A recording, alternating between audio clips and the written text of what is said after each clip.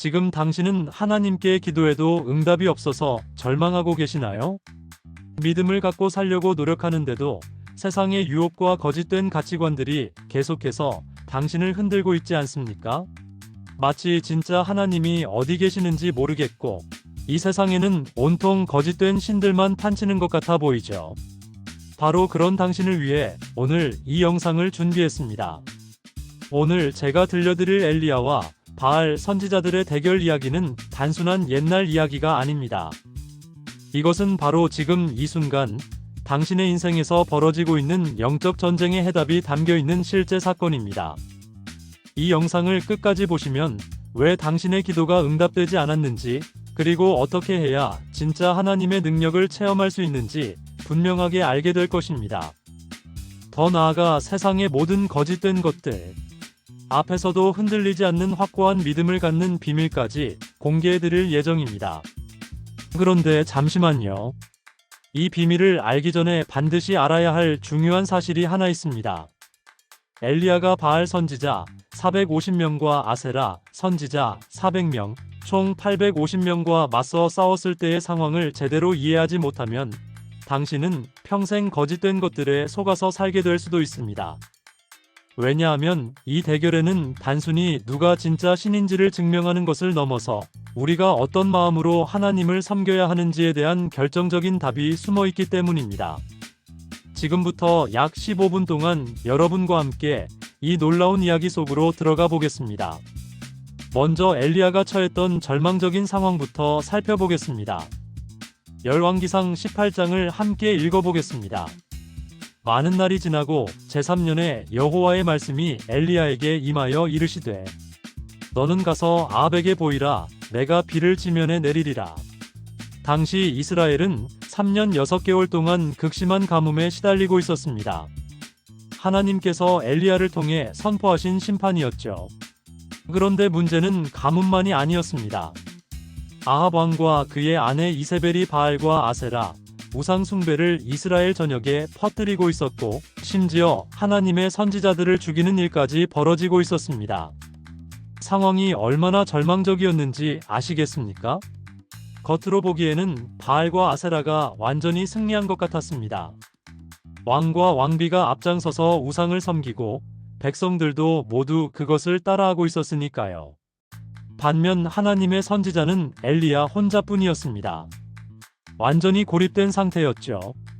여러분, 혹시 지금 이런 기분이 아니신가요? 주변을 둘러보면 하나님을 믿지 않는 사람들이 더 잘 사는 것 같고 세속적인 가치관을 따르는 사람들이 더 성공하는 것 같아 보이지 않습니까? 반면 하나님을 믿고 말씀대로 살려고 노력하는 내 자신은 왠지 손해보는 것 같고 외롭고 힘들기만 하죠. 바로 그것이 엘리야가 느꼈던 감정이었습니다. 하지만 여기서 중요한 것은 엘리야가 이런 절망적인 상황에서도 포기하지 않았다는 사실입니다. 열왕기상 18장 19절을 보겠습니다. 그런즉 보내어 온 이스라엘과 이세벨의 상에서 먹는 바알의 선지자 450명과 아세라의 선지자 400명을 갈멜산으로 모아 내게로 나아오게 하소서. 엘리야는 과감한 제안을 했습니다. 공개적으로 누가 진짜 하나님인지 확인해보자는 것이었죠. 여기서 우리가 주목해야 할 점이 있습니다. 엘리야는 혼자였지만 두려워하지 않았습니다. 오히려 당당하게 도전장을 내밀었죠. 왜 그럴 수 있었을까요? 바로 하나님에 대한 확신이 있었기 때문입니다. 갈멜산에서의 대결은 단순한 종교적 경쟁이 아니었습니다. 이것은 진리와 거짓, 참 하나님과 우상 사이의 결정적인 대결이었습니다. 여러분도 마찬가지입니다. 지금 당신이 살고 있는 이 세상에서도 매일 이런 대결이 벌어지고 있습니다. 하나님의 말씀을 따를 것인가, 아니면 세상의 가치관을 따를 것인가, 진리를 추구할 것인가, 아니면 편의를 추구할 것인가. 이런 선택의 순간마다 우리에게는 엘리야와 같은 확신이 필요합니다. 열왕기상 18장 23절부터 24절을 읽어보겠습니다. 그들은 송아지 한 마리를 택하여 먼저 준비하고 나무 위에 놓고 불은 놓지 말며 나도 송아지 한 마리를 준비하여 나무 위에 놓고 불은 놓지 않고 너희는 너희 신의 이름을 부르라. 나는 여호와의 이름을 부르리니 이에 불로 응답하는 신 그가 하나님이니라. 규칙은 간단했습니다. 양쪽 모두 제사를 준비하되 불은 놓지 않는다. 그리고 각자 자신의 신에게 불로 응답해달라고 기도한다. 진짜 하나님이라면 분명히 응답하실 것이라는 믿음이었죠. 여기서 엘리야의 지혜를 볼 수 있습니다.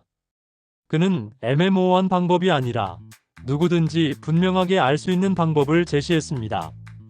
불이라는 것은 조작할 수 없는 명확한 증거였거든요. 이것이 바로 진짜 믿음의 특징입니다. 진짜 믿음은 애매함을 싫어합니다. 확실한 증거와 분명한 체험을 추구하죠. 반면 거짓된 믿음은 항상 애매모호합니다. 이런저런 핑계와 변명으로 얼버무리려고 하죠. 여러분의 믿음은 어떻습니까? 하나님께 기도할 때 확실한 응답을 기대하시나요? 아니면 그저 마음의 위안 정도만 얻으면 된다고 생각하시나요? 이제 바알 선지자들의 모습을 살펴보겠습니다. 열왕기상 18장 26절입니다.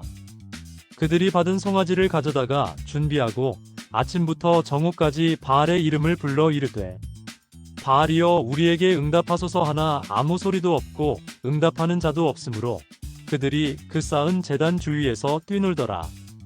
바알 선지자 450명이 아침부터 정오까지 무려 6시간 동안 열심히 기도했습니다. 그들은 제단 주위에서 뛰면서 간절히 부르짖었습니다.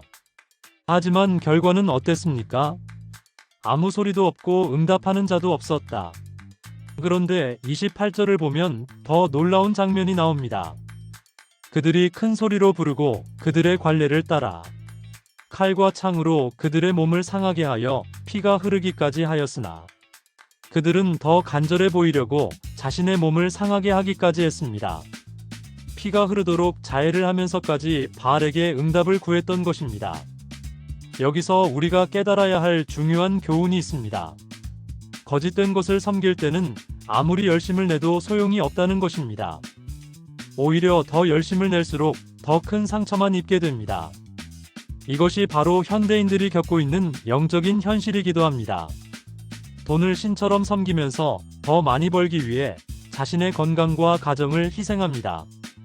성공을 우상으로 삼으면서 더 높은 곳에 올라가기 위해 자신의 양심과 인격을 상처냅니다. 인기와 명예를 추구하면서 더 많은 관심을 받기 위해 자신의 진정성을 포기합니다. 결국 거짓된 신을 섬기는 사람들은 아무리 열심을 내도 참된 만족과 평안을 얻을 수 없습니다. 29절부터 30절을 보겠습니다. 이같이 정오가 지났고 그들이 저녁 소재 드릴 때까지 광란하였으나 아무 소리도 없고 응답하는 자도 없고 돌아보는 자도 없더라. 엘리야가 모든 백성을 향하여 이르되 내게로 가까이 오라 하니 백성이 다 그에게 가까이 간지라. 바알 선지자들이 하루 종일 헛수고한 후 드디어 엘리야의 차례가 되었습니다. 엘리야는 백성들을 자신에게 가까이 오라고 했습니다. 왜 그랬을까요? 모든 과정을 투명하게 공개하기 위해서였습니다. 어떤 속임수나 조작이 없다는 것을 보여주려고 했던 것이죠. 31절부터 32절입니다. 엘리야가 야곱의 아들들의 지파의 수를 따라 12돌을 가져다가 여호와를 위하여 제단을 쌓고 제단 주위에 곡식 종자 두세 알을 뿌릴 만한 도랑을 만들고 엘리야는 무너진 하나님의 제단을 다시 쌓기 시작했습니다. 12돌로 제단을 쌓은 것은 이스라엘 12지파를 상징하는 것이었습니다. 비록 지금은 분열되고 우상 숭배에 빠져 있지만 하나님께서는 여전히 이스라엘을 사랑하신다는 의미였죠. 그리고 제단 주위에 도랑까지 만들었습니다. 여기서 엘리야의 믿음을 볼 수 있습니다. 그는 하나님께서 반드시 응답하실 것을 확신했습니다. 심지어 도랑을 만들어서 하나님의 능력이 더욱 분명하게 드러나도록 준비한 것이죠. 여러분, 하나님께 기도할 때 이런 확신을 가지고 계시나요? 하나님이 반드시 응답하실 것이라는 믿음으로 구체적인 준비를 하고 계시나요? 잠깐 여기서 여러분께 중요한 말씀을 드리고 싶습니다. 혹시 지금 이 영상을 보시면서 은혜를 받고 계시다면 꼭 구독과 좋아요 버튼을 눌러주시기 바랍니다. 그리고 주변의 가족이나 친구들에게도 이 영상을 공유해 주세요. 함께 하나님의 능력을 체험하고 천국에서 만날 수 있도록 말입니다. 33절부터 35절을 계속 읽어보겠습니다. 또 나무를 버리고 송아지를 잘라 나무 위에 놓고 이르되 통 넷에 물을 채워다가 번제물과 나무 위에 부으라 하니라. 또 이르되 다시 그리하라 하여 다시 그리하니. 또 이르되 세 번째로 그리하라 하여 세 번째로 그리하니 물이 제단 사방으로 흘러 도랑에도 가득하게 하였더라. 이 장면은 정말 놀랍습니다.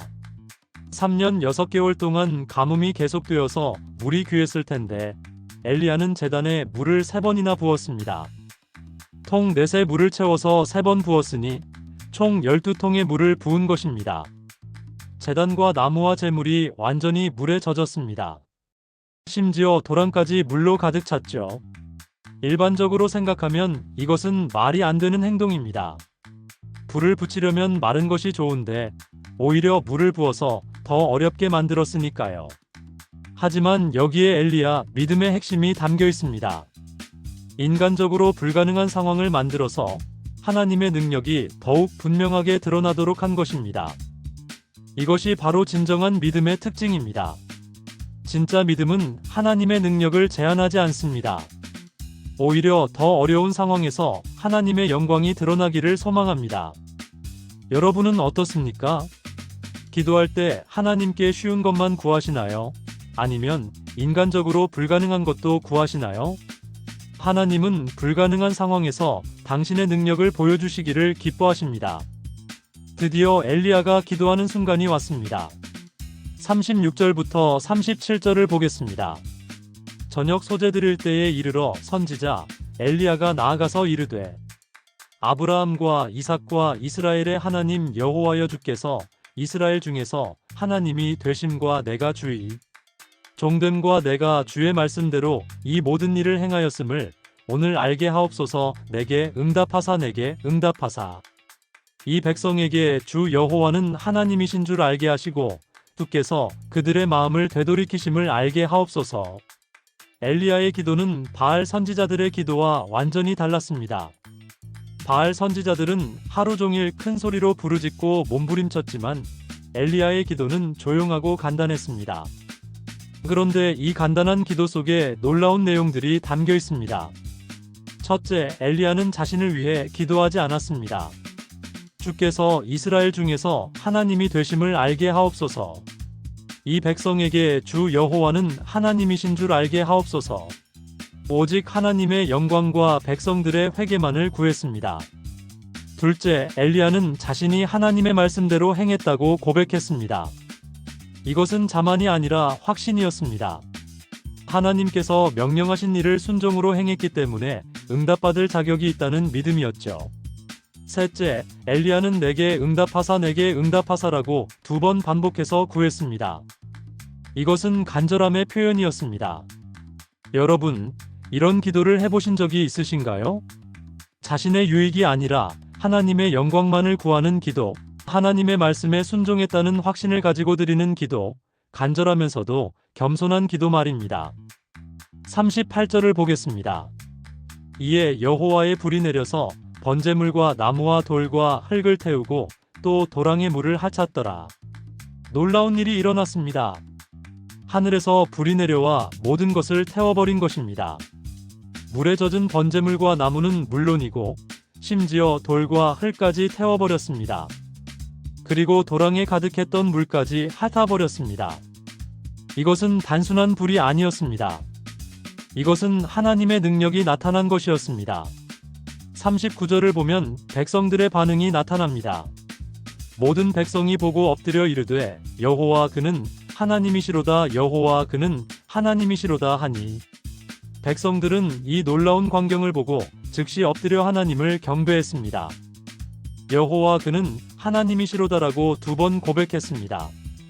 이것이 바로 진짜 하나님의 능력입니다. 의심할 여지가 전혀 없는 명확한 증거를 보여주시는 것입니다. 바알 선지자들이 하루 종일 아무리 애써도 얻지 못했던 것을 하나님은 한순간에 보여주셨습니다. 여러분, 이것이 바로 우리가 섬기는 하나님의 능력입니다. 세상의 어떤 것도 하나님 앞에서는 아무것도 아닙니다. 40절을 보겠습니다. 엘리야가 그들에게 이르되 바알의 선지자를 잡되 그중 하나도 도망하지 못하게 하라 하니 곧 잡은지라 엘리야가 그들을 기손 시내로 내려다가 거기서 죽이니라. 이 부분은 다소 충격적으로 보일 수 있습니다. 하지만 이것은 당시의 상황을 이해해야 합니다. 바알 선지자들은 단순히 다른 종교를 믿는 사람들이 아니었습니다. 그들은 이스라엘 백성들을 하나님으로부터 멀어지게 만든 거짓 교사들이었습니다. 더 나아가 그들은 아이들을 제물로 바치는 인신제사까지 행하는 악한 자들이었습니다. 하나님의 공의가 실행된 것이었습니다. 여기서 우리가 배워야 할 교훈은 무엇일까요? 진리와 거짓은 타협할 수 없다는 것입니다. 애매모호한 중간지대는 없습니다. 하나님이냐 우상이냐, 진리냐 거짓이냐를 분명하게 선택해야 합니다. 현대를 살아가는 우리에게도 마찬가지입니다. 세상의 가치관과 하나님의 말씀이 충돌할 때 우리는 분명한 선택을 해야 합니다. 41절부터 45절을 보겠습니다. 엘리야가 아합에게 이르되 올라가서 먹고 마시라, 큰 비소리가 있음이니라. 아합이 먹고 마시러 올라가니 엘리야가 갈멜산 꼭대기로 올라가서 땅에 몸을 굽으리고 그의 얼굴을 무릎 사이에 넣고 그의 사환에게 이르되 올라가 바다 쪽을 보라 하니 그가 올라가 보고 이르되 아무것도 없나이다 하니 이르되 7번까지 다시 가라 하니라. 7번째에 그가 이르되 바다에서 사람의 손만한 작은 구름이 일어나나이다 하니 이르되 올라가 아합에게 말하기를 비에 막히지 아니하도록 마차를 준비하고 내려가소서 하라 하니라. 조금 후에 구름과 바람이 일어나서 하늘이 캐캐묵어지며 큰 비가 내리는지라. 바알 선지자들과의 대결이 끝난 후 엘리야는 비가 올 것이라고 예언했습니다. 그리고 산꼭대기에 올라가서 기도하기 시작했습니다. 여기서 주목할 점은 엘리야의 기도 자세입니다. 땅에 몸을 굽으리고 그의 얼굴을 무릎 사이에 넣고 이것은 완전히 겸손한 자세였습니다. 방금 전에 하늘에서 불을 내리는 놀라운 기적을 체험했음에도 불구하고 엘리야는 교만하지 않았습니다. 오히려 더욱 겸손하게 하나님 앞에 엎드렸습니다. 그리고 사환을 7번이나 보내서 바다를 살펴보게 했습니다. 첫 번째부터 6번째까지는 아무것도 없다는 보고가 왔습니다. 하지만 엘리야는 포기하지 않았습니다. 하나님께서 약속하셨기 때문에 반드시 이루어질 것이라는 확신이 있었기 때문입니다. 마침내 7번째에 사람의 손만한 작은 구름이 보였습니다. 그 작은 구름이 결국 큰 비구름이 되어서 3년 6개월 만에 단비가 내렸습니다. 여러분, 이것이 바로 참된 믿음의 모습입니다. 하나님의 약속을 붙들고 끝까지 기도하는 것, 작은 징조라도 보이면 그것을 믿음으로 받아들이는 것입니다. 자, 이제 이 놀라운 이야기가 오늘 우리에게 주는 교훈을 정리해 보겠습니다. 첫째, 진짜와 가짜를 구별하는 능력을 길러야 합니다. 현대 사회에도 수많은 바알들이 있습니다. 돈, 권력, 명예, 성공, 인기 등등 말입니다. 이런 것들은 겉으로는 화려해 보이고 매력적으로 보입니다. 마치 바알 선지자 850명이 엘리야 한 명보다 더 강해 보였던 것처럼 말입니다. 하지만 결국 진짜는 하나님뿐입니다. 세상의 것들이 아무리 매력적으로 보여도 결국에는 우리를 실망시키고 상처만 남길 뿐입니다. 둘째, 소수라고 해서 두려워하지 말아야 합니다. 엘리야는 혼자였지만 하나님과 함께였기 때문에 다수가 될 수 있었습니다. 나와 하나님이면 다수다라는 믿음이 필요합니다. 주변에서 아무리 다른 길을 가라고 유혹해도 하나님의 말씀이 진리라면 그 길을 끝까지 가야 합니다. 셋째, 기도할 때는 확신을 가져야 합니다. 엘리야는 하나님께서 반드시 응답하실 것을 믿었습니다. 그래서 제단에 물까지 부을 수 있었던 것입니다. 여러분도 기도할 때 이런 확신을 가지시기 바랍니다. 하나님은 살아계시고 우리의 기도를 듣고 계십니다. 넷째, 하나님의 영광을 구해야 합니다. 엘리야의 기도를 보면 자신의 유익을 구한 것이 아니라 하나님의 영광과 백성들의 회개를 구했습니다. 이런 기도를 할 때 하나님께서 놀라운 방법으로 응답해 주십니다. 여러분, 지금도 우리 주변에서는 갈멜산에서와 같은 영적 전쟁이 벌어지고 있습니다. 보이지 않는 곳에서 하나님의 나라와 사탄의 나라가 치열하게 싸우고 있습니다. 그리고 우리 각자는 이 전쟁에서 어느 편에 설 것인지 선택해야 합니다. 에베소서 6장 12절 말씀을 보겠습니다. 우리의 씨름은 혈과 육을 상대하는 것이 아니요 통치자들과 권세들과 이 어둠의 세상 주관자들과 하늘에 있는 악의 영들을 상대함이라. 우리의 진짜 적은 사람이 아닙니다. 보이지 않는 악한 영들입니다. 그리고 이 영적 전쟁에서 승리하는 방법은 엘리야가 보여준 것과 같습니다. 하나님의 말씀에 순종하고 확신을 가지고 기도하며 하나님의 영광만을 구하는 것입니다.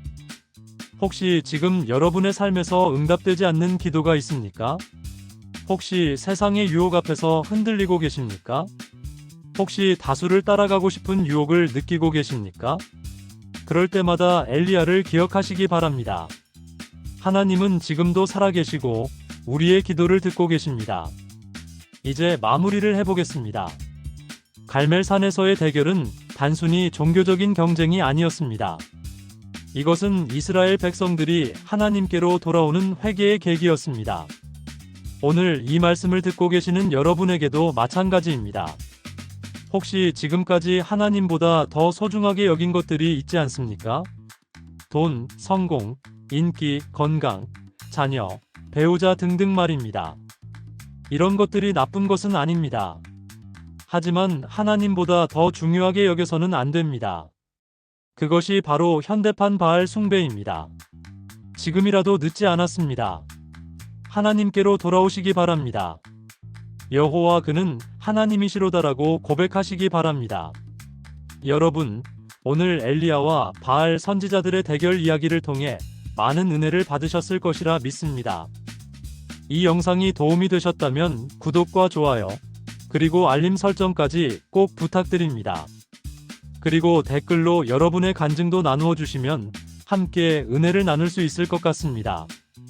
특히 주변에 신앙으로 고민하고 있는 분들이 계시다면 이 영상을 꼭 공유해 주시기 바랍니다. 함께 하나님의 능력을 체험하고 천국에서 만날 수 있도록 말입니다. 다음 영상에서는 엘리야의 제자 엘리사의 놀라운 기적 이야기를 들려드릴 예정입니다. 특히 가난한 과부의 기름병이 어떻게 넘쳐 흘러서 모든 빚을 갚고도 남을 만큼 기적이 일어났는지, 그리고 그 기적이 오늘 우리에게 주는 교훈이 무엇인지 자세히 나누어 드리겠습니다. 경제적으로 어려움을 겪고 계신 분들, 절망적인 상황에서 하나님의 도우심을 간절히 기다리고 계신 분들에게 정말 필요한 말씀이 될 것입니다. 그럼 다음 영상에서 또 만나 뵙겠습니다. 하나님의 은혜와 평강이 여러분과 함께 하시기를 축원합니다. 감사합니다.